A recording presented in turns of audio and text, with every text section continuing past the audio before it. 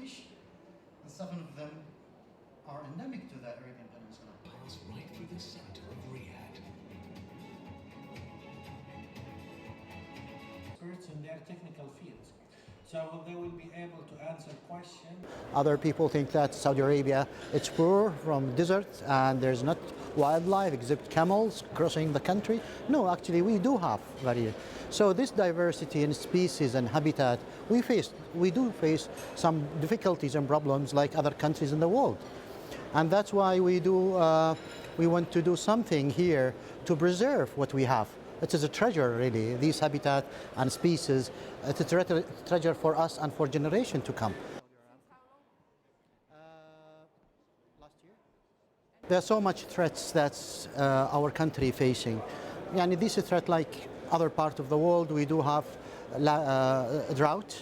There's some areas we didn't receive enough rain for the last decades.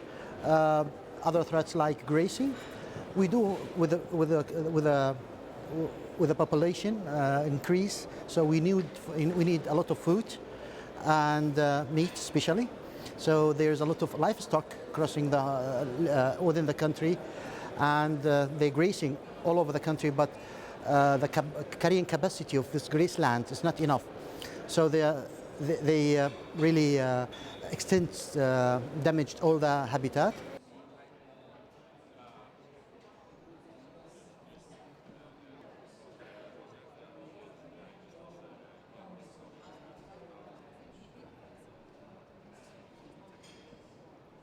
We're looking at ways to reduce our energy intensity, both by enabling a more efficiency in our operation and in our product also.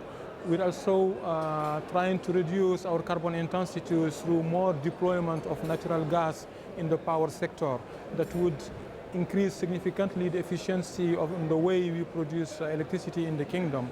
But beyond shifting from to natural gas, we're also developing renewables in order to diversify our energy mix.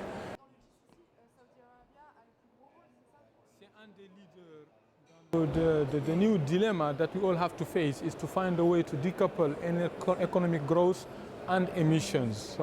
And we believe that we can achieve that by being more efficient on the way we use energy, or by deploying more renewables, for example, energy, and also by shifting more gas into the power sector and industry at large. It's all very scientific, it's all methodological, and it's based on Sand moving to the city and protecting the city.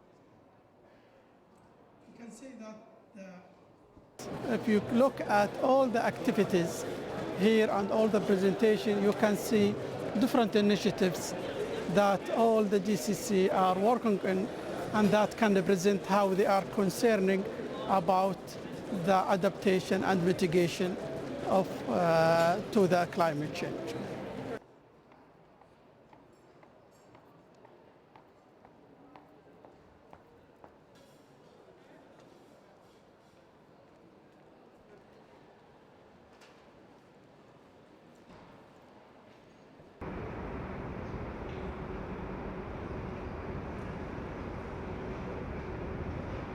In the Gulf countries, the importance for the ongoing negotiations really is that they're seeing some of the world's fastest growth rates of energy consumption, domestic energy consumption.